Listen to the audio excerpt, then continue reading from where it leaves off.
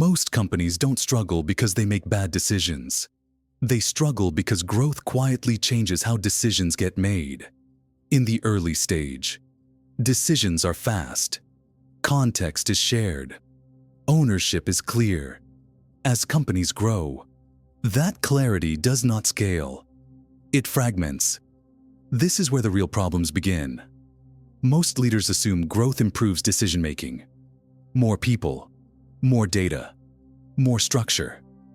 In reality, growth introduces distance. Distance between information and authority. Distance between responsibility and outcome.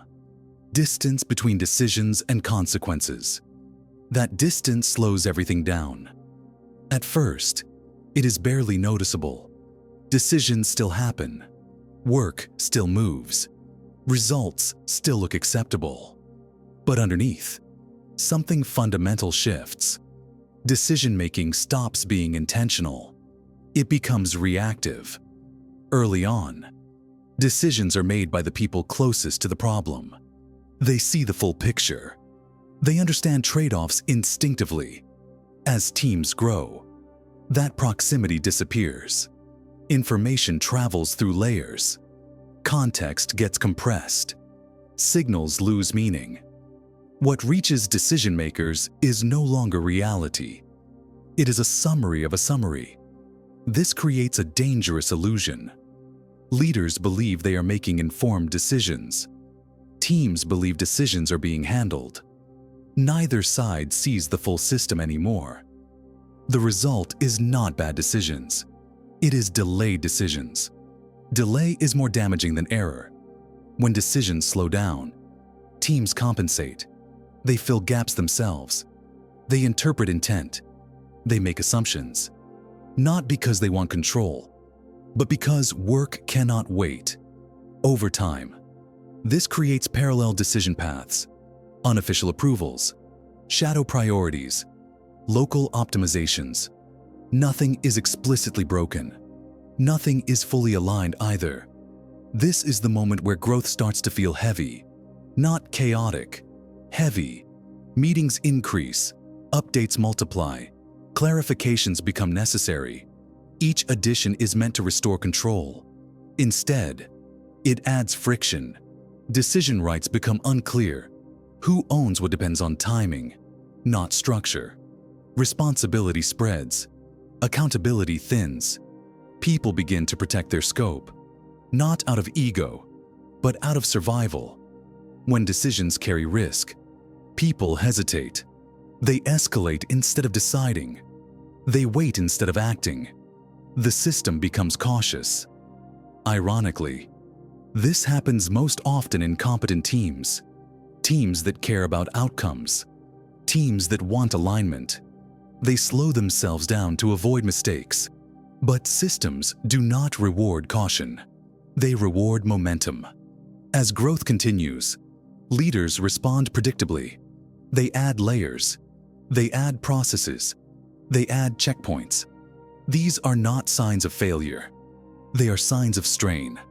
Processes appear when trust in decision flow declines. Checkpoints appear when outcomes feel disconnected from intent. Processes do not restore judgment. They standardize it. What used to require thinking now requires compliance. What used to rely on understanding now relies on approval. This shifts decision-making from quality to safety. People stop asking, "Is this the right decision?" They start asking, "Is this acceptable?" That subtle shift changes everything. Decisions become slower, not better. Risks are avoided, not managed. Innovation feels dangerous. The organization starts optimizing for defensibility instead of effectiveness. At this stage, leaders often sense something is wrong. The symptoms are misleading. They see missed targets, slower execution, inconsistent results. They do not see the root cause. The system no longer knows how to decide. Decision-making has become distributed without being designed. Authority exists. Clarity does not. Ownership exists. Accountability does not. Everyone is involved. No one is fully responsible. This is why adding talent rarely fixes the problem. New people inherit the same ambiguity. They adapt to the system. They do not correct it. This is also why performance often improves briefly, before declining. Extra effort masks structural weakness, until it does not. Growth exposes decision-making debt.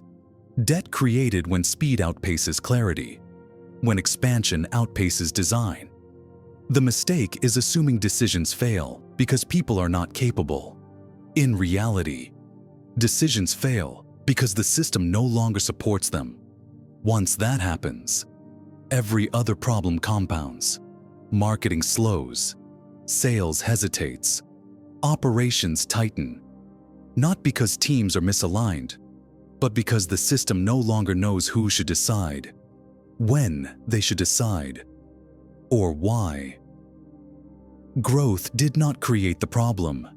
It revealed it. Until decision-making is treated as a system, not a function, growth will continue to feel heavier instead of easier.